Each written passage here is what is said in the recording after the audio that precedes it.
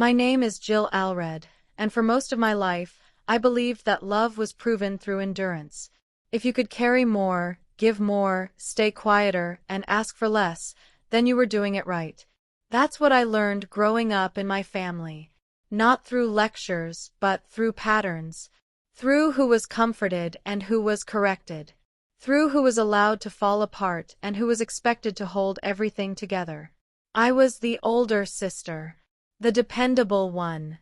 The one my parents described with words like strong, mature, level-headed. Words that sounded like compliments until I realized they were expectations disguised as praise. My younger sister, Lena, was different. She was described as sensitive, artistic, still figuring things out. When Lena struggled, the house softened around her. When I struggled, the house grew quiet and heavy, like I'd failed some invisible test. If I cried, I was told to calm down. If Lena cried, she was held. If I made a mistake, it was a lesson. If Lena made one, it was a phase. No one ever sat me down and said, "You matter less." They didn't have to. The message was delivered in smaller, sharper ways. In who was defended. In who was forgiven. In who was trusted with responsibility and who was protected from it. By the time I was a teenager, I understood my role perfectly. I was the one who carried weight so others wouldn't have to. And like any role you play long enough, it stopped feeling imposed. It started feeling like identity. College came with a price tag and a constant reminder. My parents helped me pay part of the tuition, and I was grateful, genuinely. But gratitude in our house was never a feeling. It was a debt. Every break from school came with comments carefully wrapped in concern. "We're stretching ourselves thin for you," my mom would say, not angry, just factual. "Don't waste this," my dad would add. "We're counting on you." Counting on me. That phrase followed me into adulthood. I studied hard. I worked harder. Failure wasn't scary. It was unacceptable. Because failure meant I'd wasted their sacrifice, and wasting their sacrifice meant I was ungrateful. By the time I graduated and landed a stable job in project management, my parents were proud in public and calculating in private. At family gatherings, my mom would smile and say, "Jill's doing so well. She's always been responsible." In the car afterward, she'd say, "Now that you're settled, we need to talk about the future." The future in my family always meant what I could provide. At first, it was small. Helping with a bill. Covering a repair. Sending money. Just this once. Every request came with reassurance that it wasn't permanent. That it wasn't expected. That it was just temporary support. And every time I said yes, because saying no felt like breaking a rule I'd never been allowed to question. Lena, meanwhile, drifted. She tried things and abandoned them. She moved apartments. She switched jobs. My parents called it exploration. When I asked why they didn't expect more from her, my mom frowned like I'd said something cruel. "She's different," she said. "You know that." Different. That word did a lot of work in our family. When I was 29, my parents sat me down at their kitchen table. The same table where I'd done homework as a kid, where mistakes were corrected and achievements were measured. They didn't waste time easing into it. "We're tired of renting," my dad said. "It doesn't make sense at our age," my mom added. "We need something stable." I nodded, listening. I thought they wanted advice. Or help finding options. Then my mom reached across the table and placed her hand over mine. "You're in a good position, Jill," she said gently. "You could help us buy a place. Not outright. Just help." The room felt smaller. Not because the request was shocking, but because it felt inevitable. Like the last step in a path I'd been walking my whole life without realizing it. I hesitated. I asked questions. Whose name would be on the house? How long would I be paying? What was the plan long term? They exchanged looks. The same look they always shared when they'd already decided. "It's family," my dad said. "Why are you making it complicated?" That should have been my warning. But instead I agreed. Not fully. Not immediately. I said I'd think about it. I went home that night and stared at my ceiling, running numbers, imagining futures. Every scenario ended the same way, me saying yes eventually. So I did. I helped them buy a modest house. Nothing extravagant. Just something safe. Quiet. A place they could grow old in, they said. My name was on the mortgage with them. I paid most of it, month after month. I told myself it was temporary, that once they were settled, things would balance out. What I didn't know then, what I couldn't have known, was that this house would become the clearest proof of how my family saw me. Not as a daughter, not as a sister, but as a resource. And I had no idea how close I was to finding that out the hard way. The first 3 years of paying the mortgage felt like carrying a secret no one else could see. I would sit at my desk after work, going over bills, logging payments, sending transfers to the bank that my parents never once thanked me for. Every time the mortgage notification arrived, I felt a strange mix of pride and exhaustion. Pride, because I was doing the responsible thing. Exhaustion, because no one seemed to notice. No one seemed to care. Meanwhile, Lena floated in and out of their lives with the same ease that I had been denied. She called when she wanted, visited when convenient, never asked for money. My parents always described her as finding herself, as if wandering aimlessly was a virtue. Me. I was responsible, to the point of invisibility. It wasn't just the money. It was the sense of constant calculation. Everything I did was measured. Every favor I gave, every dollar I sent, every compromise I made, it became part of some invisible ledger. And the more I gave, the heavier that ledger felt. The more I gave, the more invisible I became. At first, I told myself it was okay. I told myself it was gratitude. I told myself it was love. But love doesn't make your chest ache with resentment, and it doesn't make you avoid calls because each conversation is a lecture wrapped in guilt. Then, one evening, it happened. I came home from work earlier than usual and noticed an email from my mom. Subject line simple, "We need to talk about the house." My heart sank, but I didn't panic. Maybe it was just a minor concern. Repairs, insurance, something mundane. I clicked the message. It wasn't mundane. The email said, "Lena will be moving into the house full-time. We've decided it's better for her to have stability, and you've been so generous in helping us. Thank you for understanding." I read it 3 times, my hands shaking. I must have missed something. This had to be a mistake. I called my mom immediately, but she didn't answer. I called my dad. Voicemail. I sent texts, gentle at first, then firmer, then desperate. Finally, my mother called back that evening. "Jill, it's for Lena," she said softly, almost too softly. "You've done so much for us. This is just helping her settle." Helping her settle? I repeated, my voice cracking. "I've been paying for this house. I've been sending extra money. How is giving it to her helping me?" "Oh, Jill," she sighed. "You've always been so practical. You understand. It's family." Family. That word hit me differently this time. Not protection, not love, not warmth. Only expectation. Obligation. The ledger, invisible for years, finally screamed in my mind. I spent the night pacing my small apartment, staring at the ceiling, imagining Lena walking through the rooms I had paid for.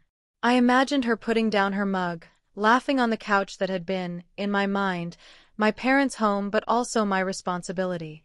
I imagined myself locked out of the life I had built for them. And I realized I had been erased.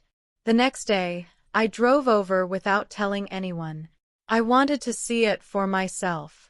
I didn't want to be calmed with excuses over the phone. I needed reality. I needed to know if this was really happening. The street was familiar. The trees, the houses, the same cracked sidewalk I had walked 1,000 times before. And then I saw it. The front door of the house I'd been paying for. The door frame was the same, but everything else had changed. The welcome mat was new. A small wreath hung where none had ever been before. It was subtle, but every small detail screamed possession.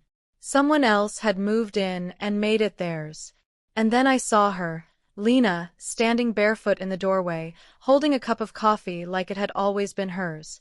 She looked surprised for a moment, but then her face softened into a smile. "Oh, Jill," she said. "You came by. Mom and Dad said you might." I froze. Mom and Dad? Where were they? "They're not here right now," Lena said, gesturing inside. "You can come in if you want." I didn't move. I couldn't. This was the house I had bought for them.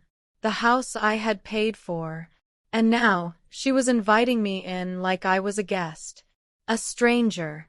You live here now?" I asked, voice barely audible. Lena shrugged. "Yeah. They said I need it more. I'm planning some changes. Nothing permanent yet. But it makes sense for me to be here."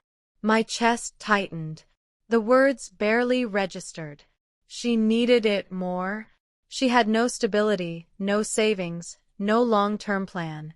And yet somehow that mattered more than the reality of what I had done, the money I had sent, the sacrifices I had made. I stepped closer, slowly, like I was approaching a stranger. "Do you know how much I've paid toward this house?" I asked. Lena paused. Her smile faltered for a second. "I mean, yeah, but nothing," I said sharply. "It's not nothing. It's over $50,000. Extra payments on top of that.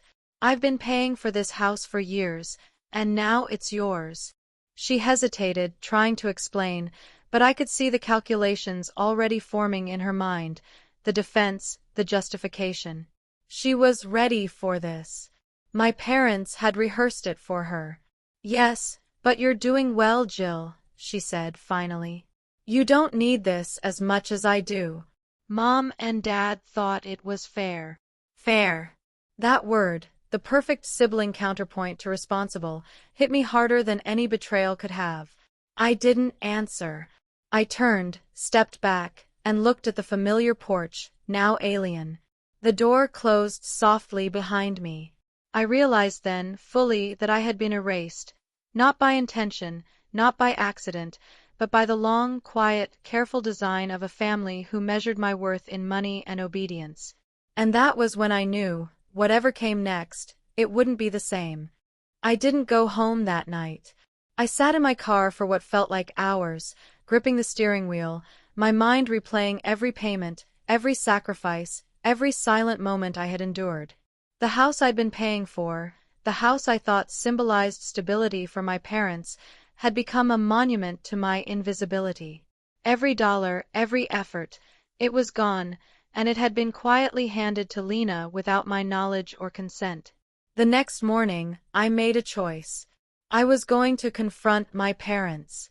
Not because I expected them to admit wrongdoing, they never had, but because I needed to hear it straight from them, to see the faces that had made me believe love came with a price tag. I parked in front of their apartment building, my pulse quick, palms sweaty. I didn't call. I didn't warn them. The element of surprise was the only power I had left. The elevator ride up felt endless. I could feel my hands trembling, but I kept them clasped tightly in my lap. When the door opened, I stepped out, my feet light but my heart heavy. My father opened the door before I could knock. His expression was a mix of surprise, caution, and that old practiced look of someone ready to diffuse a situation with charm and control.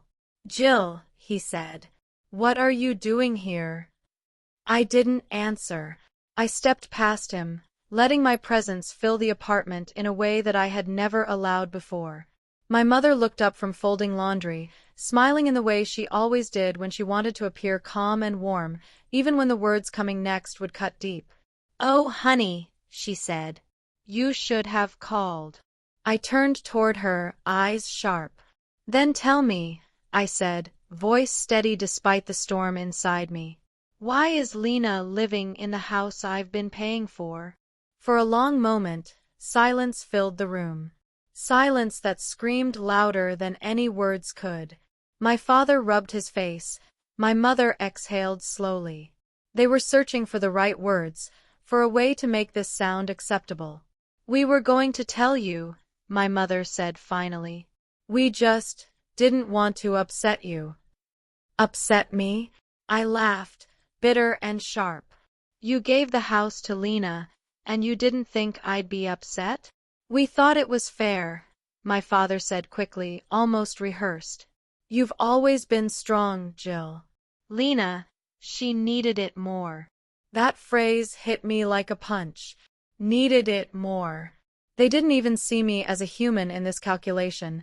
They saw my strength as a tool to be used.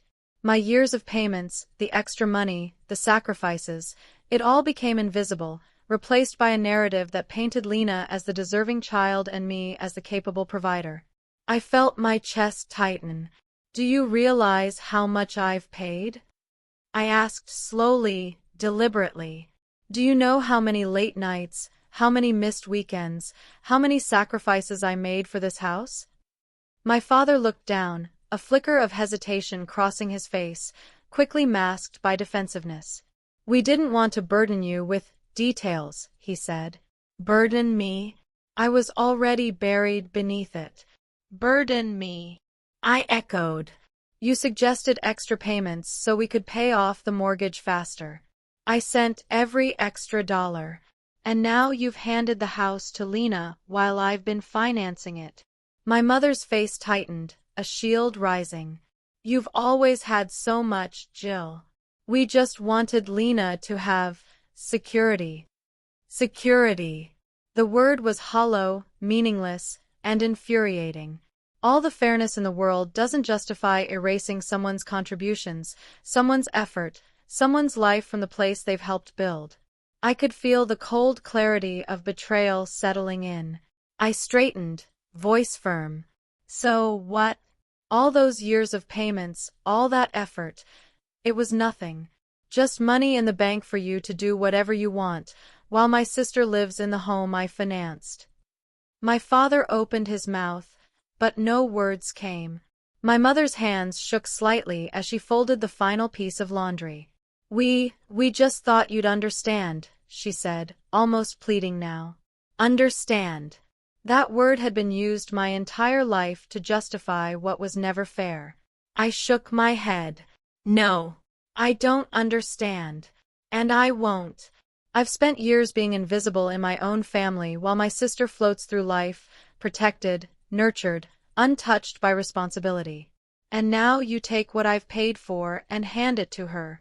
My parents exchanged a look, that familiar glance they shared whenever they'd already rehearsed the story to make themselves feel righteous. It was the same glance they'd used on Lena. It was the same glance that had always reminded me, my feelings were negotiable, my sacrifices expendable. I could see it now. I had spent my life bending, giving, and hoping for acknowledgement. But it was never about me. It was about them, their image of fairness, their carefully measured distribution of effort. And in that measure, I didn't exist. "I'm done," I said finally. Calm, steady, unyielding. No more payments. No more calls.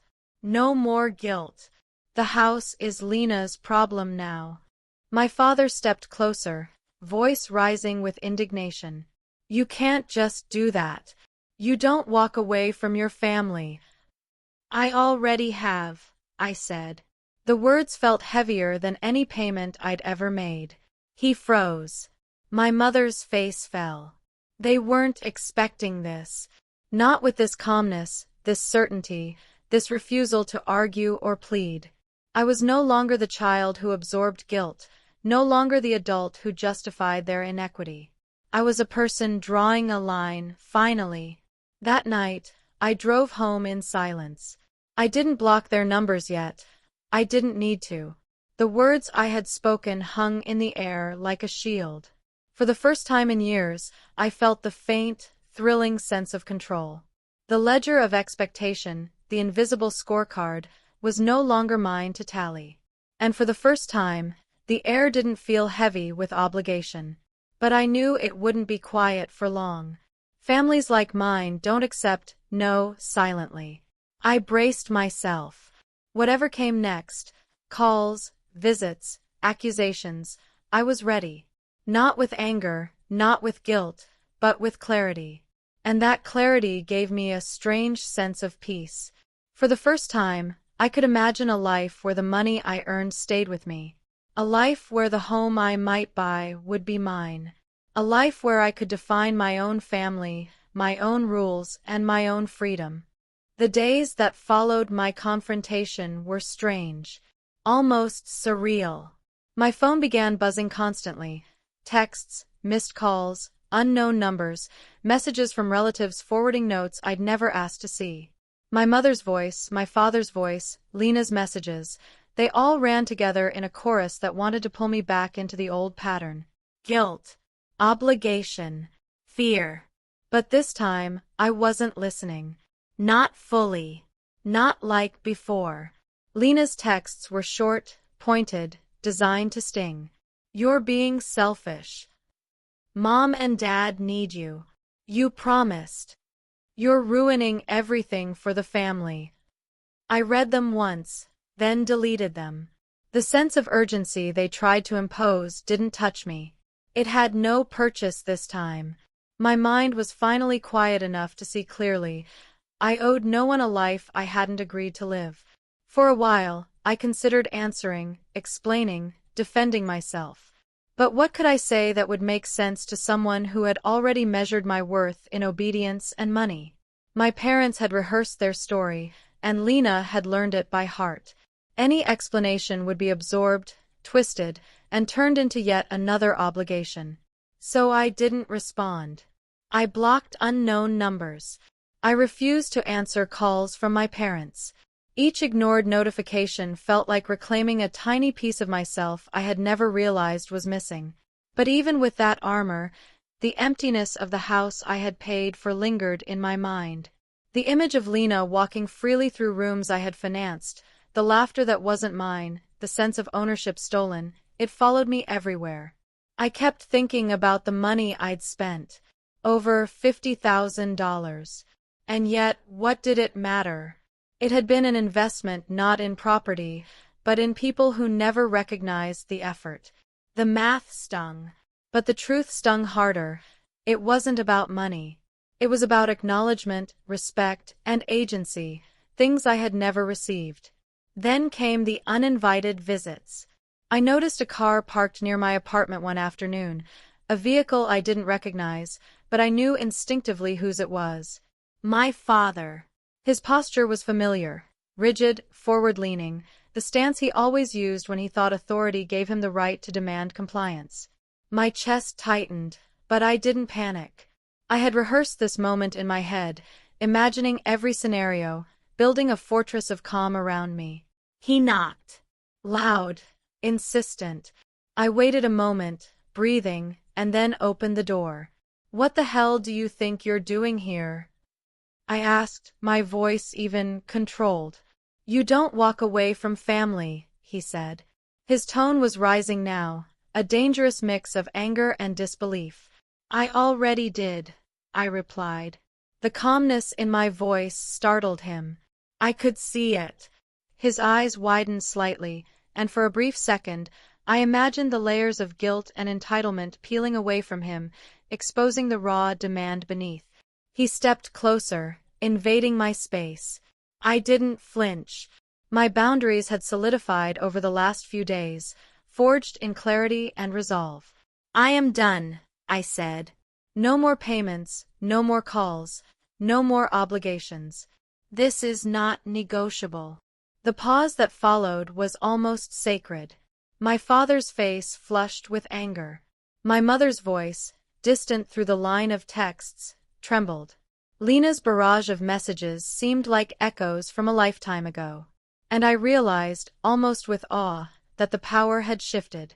Not to anyone else, but to me. For the first time, I understood the mechanics of my family's control. It wasn't love, it wasn't guidance, it was strategy. Guilt was the tool, obligation the weapon, and silence the battlefield. And I had just stepped off that battlefield, refusing to engage on anyone else's terms. In the following weeks, the pressure increased. Calls continued, messages persisted, and attempts to manipulate escalated.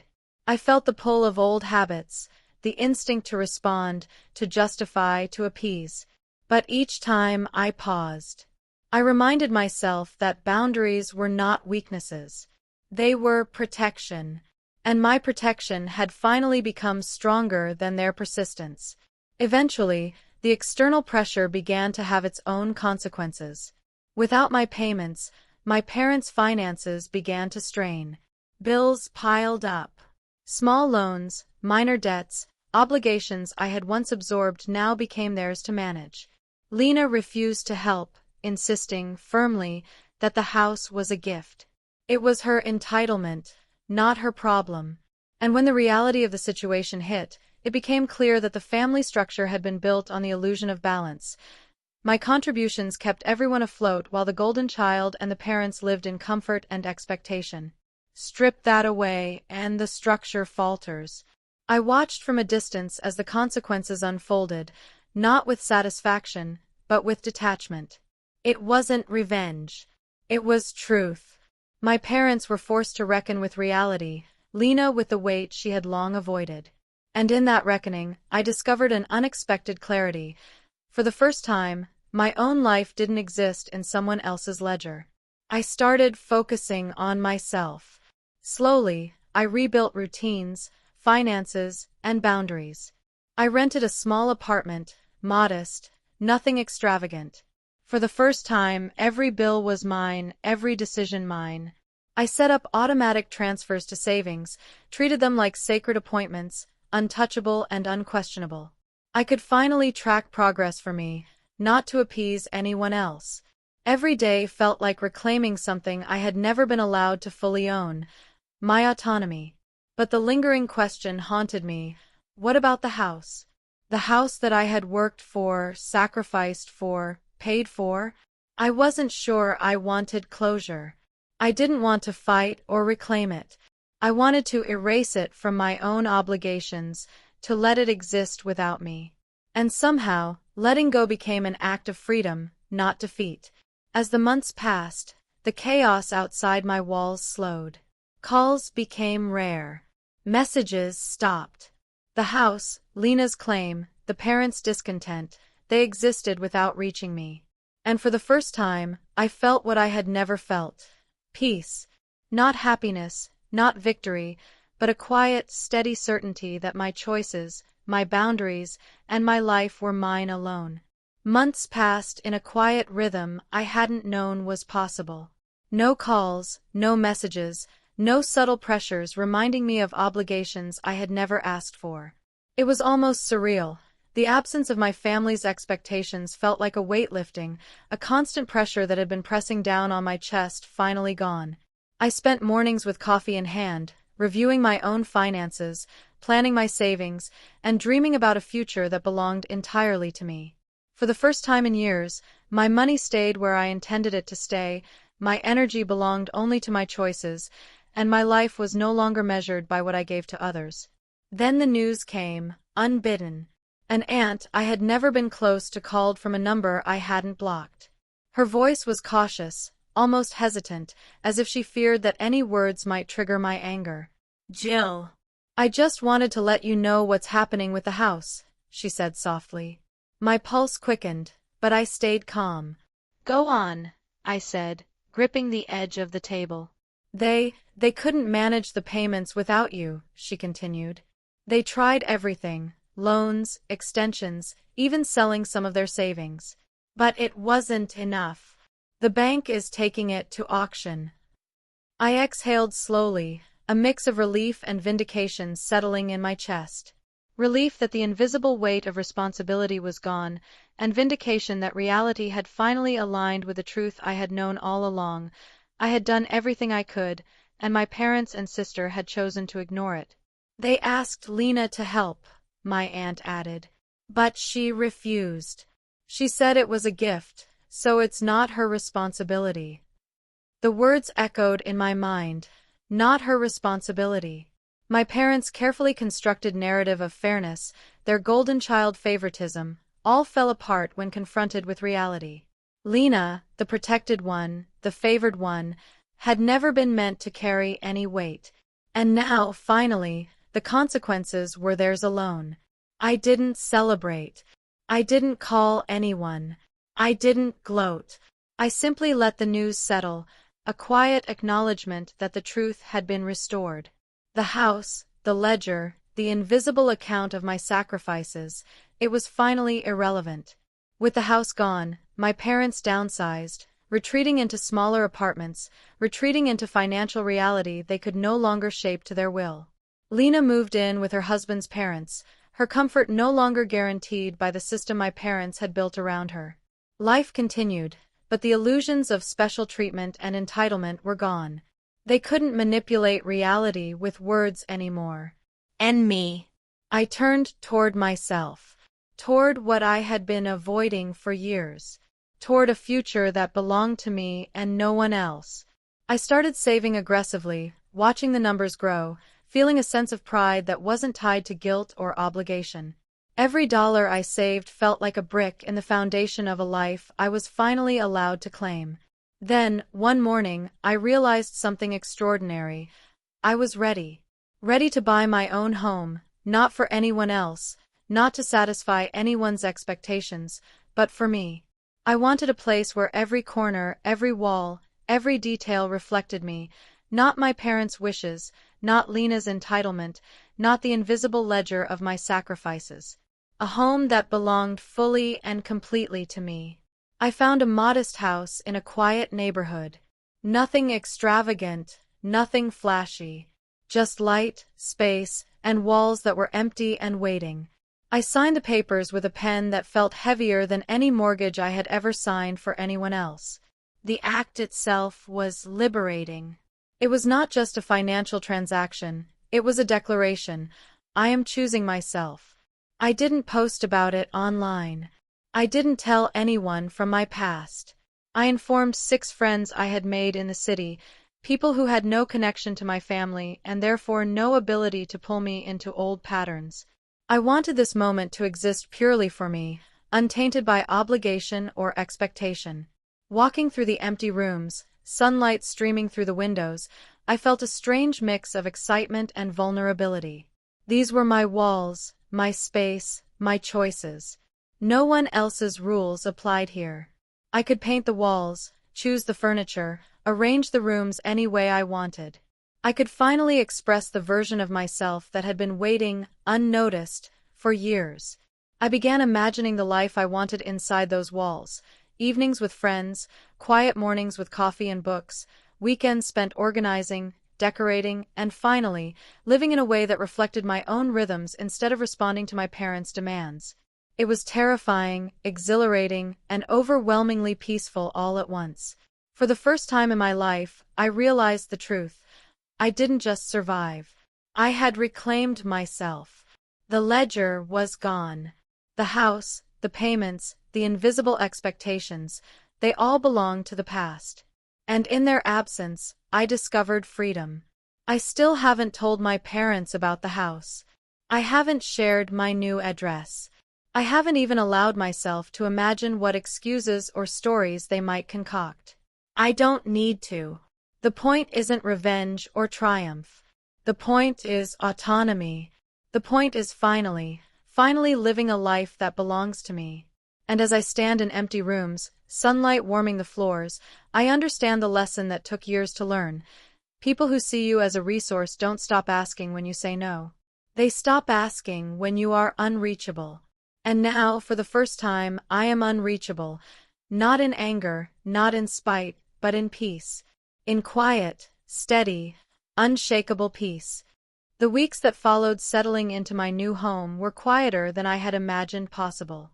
I spent long mornings sipping coffee by the window, watching sunlight crawl across the floorboards.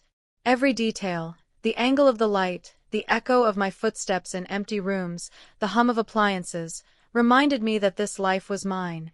Mine. No obligations, no invisible ledgers, no constant, suffocating weight of expectation. I could finally breathe. And yet, even in freedom, there was reflection. I thought of the years spent sending money, the countless late nights balancing payments, the energy I had given, believing it was gratitude, believing it was love. It hadn't been either. It had been duty disguised as affection, manipulation cloaked as care. And that realization stung, not with anger now, but with clarity. I had been conditioned to see my worth in service to others, and breaking free was more than financial. It was emotional, mental, and deeply personal. For the first time, I could examine my own desires without guilt. I could think about colors, furniture, layout, how to fill the space with life and warmth that reflected me. I sketched ideas for each room, flipping through catalogs, taking notes on textures, patterns, and shades that made me feel calm, confident, and alive. The walls no longer echoed with obligation, they reflected me, and every decision felt like a reclaiming of years lost to others' demands. I started hosting friends, small gatherings, coffee mornings, quiet dinners. No family drama, no expectations, no judgment. Just laughter, conversation, and the lightness of people who valued me for who I was, not for what I could give them. Each visit reinforced the lesson I had learned. The relationships worth nurturing were those built on mutual respect, not control. My parents never came. Lena never reached out. The silence was strange at first, almost unsettling, but it became comforting. It was proof that the chains of my past could be broken, that peace could be cultivated through choice. People who seek to control you cannot reach you if you remove the cords entirely, and I had removed every last one. Financially, I stabilized faster than I anticipated. The habit of saving, built over years of paying for others, now worked solely for me. Emergency funds, retirement accounts, a down payment for future investments. I tracked everything meticulously, but this time it wasn't guilt driving me. It was security, independence, and self-respect. I realized, in a way I never had before, that financial control was a form of freedom, but only when it belonged entirely to me. Emotionally, I healed in ways subtle and profound. There were nights I stayed awake, thinking about the injustice, the betrayal, the erasure. Tears came quietly, not with rage but with release. I forgave, not them, not for what they did, but for allowing myself to remain chained to guilt and obligation for so long. Forgiveness became less about others and more about claiming my own peace. One morning, I stood in the kitchen, sunlight spilling through the windows, coffee warm in my hands, and realized something that felt revolutionary. The future isn't something you owe. It's something you choose. I had spent decades living as a debtor to my parents' expectations, paying with money, time, and emotional energy. But now, the debts were gone. And in their absence, possibility thrived. I began small projects in the home, painting a wall a soft, calming blue, arranging books on shelves just so, setting up plants that required care but gave beauty in return. Every decision reminded me that life could be lived intentionally, with attention to my own happiness. I didn't need validation, approval, or acknowledgement. I only needed presence, patience, and the courage to continue choosing myself each day. Looking back, I understood the lesson my parents had never intended to teach. Strength isn't about enduring for others' sake, and sacrifice isn't proof of worth. True strength is claiming your life, your money, your energy, and saying, with certainty, enough. Boundaries, I realized, are not walls to keep people out. They are bridges to your own freedom, gates through which only what you allow may pass. Months turned into a year. The memories of the house I paid for, the endless obligations, the lectures, the comparisons, the invisible scorecard, these remained, but their power diminished. I had survived, but more importantly, I had reclaimed myself. I learned to trust my judgment, honor my decisions, and embrace the quiet joy of a life lived on my own terms. I never contacted my parents again. I didn't need to. I had my peace. I had my home. And most importantly, I had myself. For the first time, the ledger was empty, the weight lifted, and the future stretched before me, clean, open, and completely mine to shape. And that, I realized, was the best gift anyone could give themselves: the freedom to choose, and the courage to keep that choice sacred.